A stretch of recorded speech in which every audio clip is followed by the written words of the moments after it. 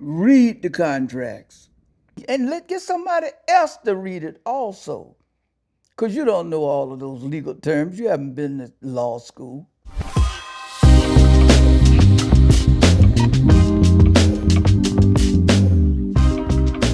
Hello, I'm Swamp Dogg, and you're watching Sound Advice. Really excited to do this with you because you've been in the industry and have so much wisdom to share. So it's really just going to be about your story and being able to try to give back to other artists. What inspired your latest album? Just the fact that I wanted to fuse soul, black music, whatever you want to call it, and country together.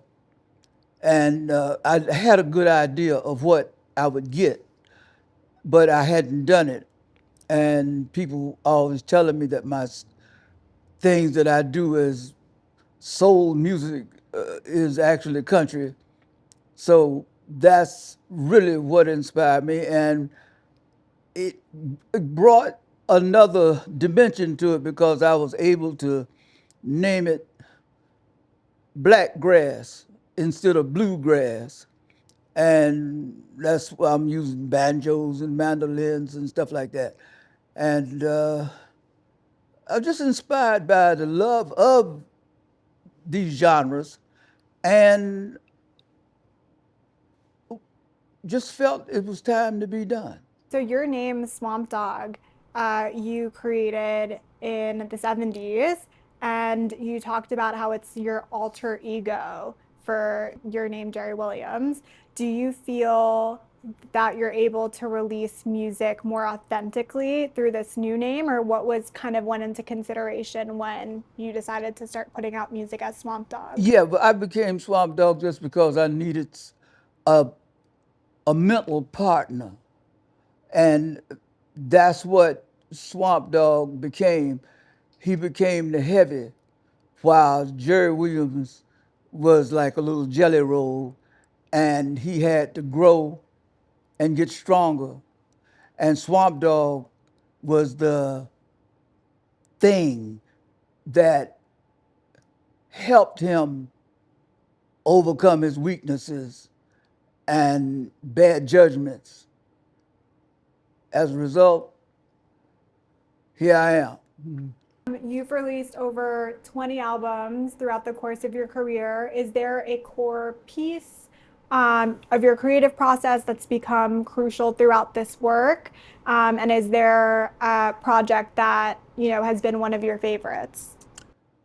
28 albums is a number. And my favorite is still my first two albums, which is Total Destruction to Your Mind and then The Rat On, those two. But I like everything I did, and that's not being egotistical. It's just that I did every album because it was something that they were going to contain things that I love. So I was satisfied with them. Now, if the public, I don't know, but the public, God, and maybe we sold 9, but I was satisfied. And that's all that matters to me with Swamp Dogg. Other artists, when I produce them, I want everybody to be happy. Them, the company, everybody. But with Swamp Dogg, if he goes commercial, good. If he don't go commercial, still good. What's something that stayed consistent throughout those 28, and um, where do you feel like it's grown since you've started?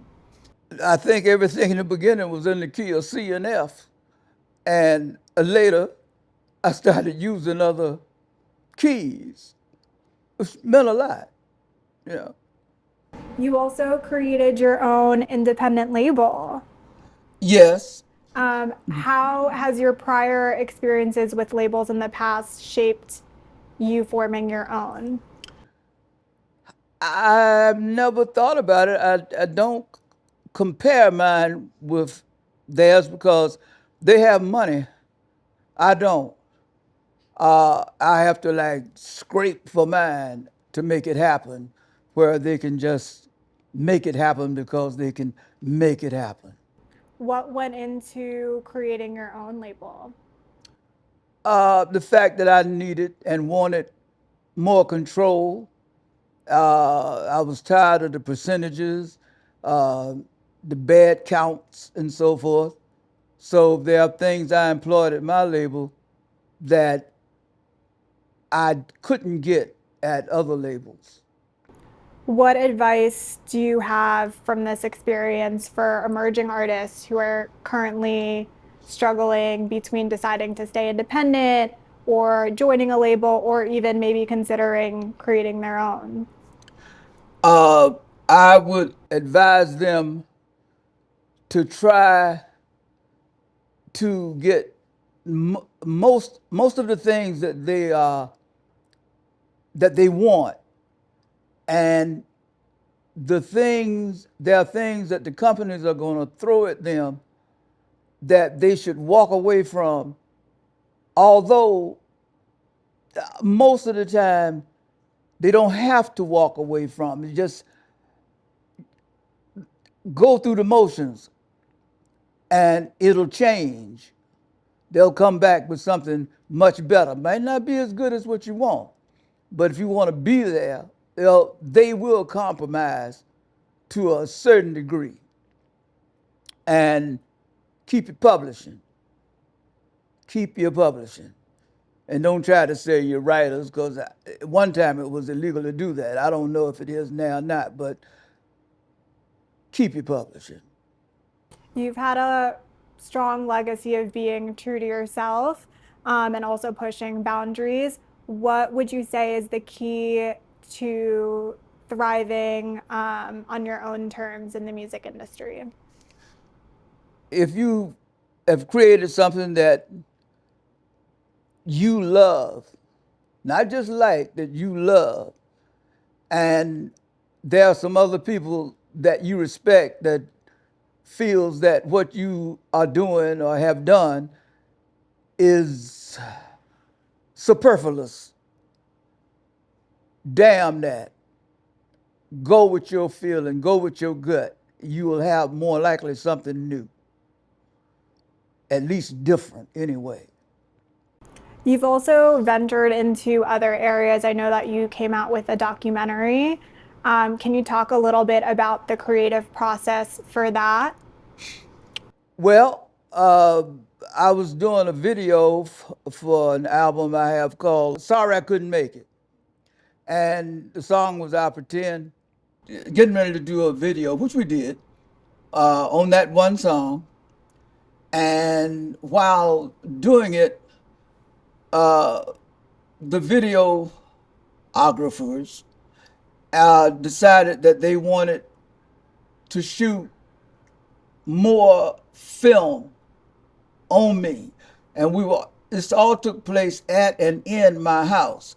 As a result, the more they went through all my personal stuff, and but it was all right. They came up with a concept. Well, it was a weak concept, but it was a concept. It was like, hey man, we really would like to do a feature on you. So okay, cool. I'm not an aspiring filmmaker, so I really didn't have a lot to do with it. Uh, I just said okay, and Ryan Olson, Isaac Gale, they just started shooting, and they would show me the rushes and it was done. It was their idea. It wasn't my idea. But I'm happy, thrilled, delighted over the outcome. Yeah. That's about the best I can do for you on that one. Yeah, I thought it was a really cool concept too. It looked really amazing and I am excited to watch it. Have you seen it? Not yet. Oh, I okay. found out There's a about lot it of talk when about we, it. yeah, Yeah. I want to see it. And also what I want to do is check out your cookbook. I feel like Oh, yeah. that's a new That's thing you're going working great on. guns. What was the inspiration behind that? Because I know even in your cookbook you have like fused your music and your world into it as well, like with your love of food. Yeah, well, these are recipes that been passed down from my childhood, and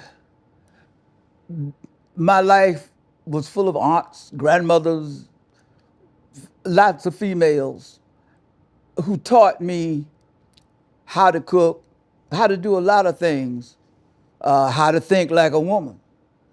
And it's, I just carried it with me. And when I needed help, as far as being Jerry Williams and being Swamp Dogg, I was able to go in the kitchen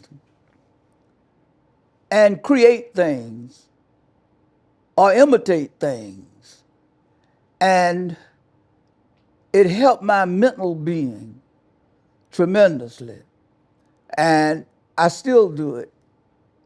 Now, the cookbook, I started it in 1970, and it was because I was into some high anxiety and into a bunch of things that the doctors and so forth, psychiatrists, still weren't ready for, like the anxiety attacks and all that, you know.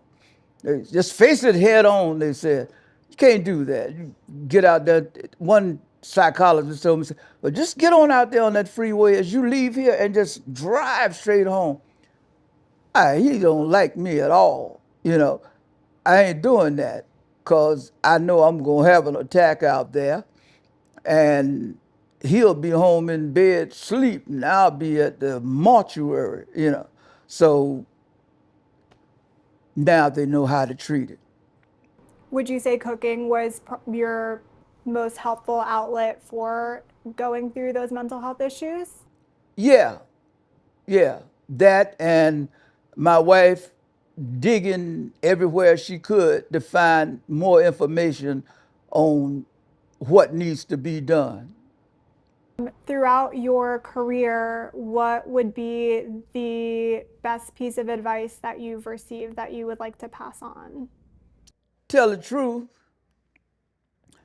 and you know, regardless, I mean, you might have to fix it up a little bit, you know, for delivery, but just be true to your word and true to yourself. You know, you'll know too if you don't have any talent. Just hurry up and get yourself another job. Yeah. Is there anything you wish you knew when you first started out? Yeah. Well, I've started out 2 or 3 times, and I think the main thing is read the contracts. Read the contracts. All of it's in there. You know, all of us that has been bitten by crooks and so forth didn't read the contract. I'm one of them. I didn't read it, and then all of a sudden I go, but they owe me. They don't owe me nothing according to the contract.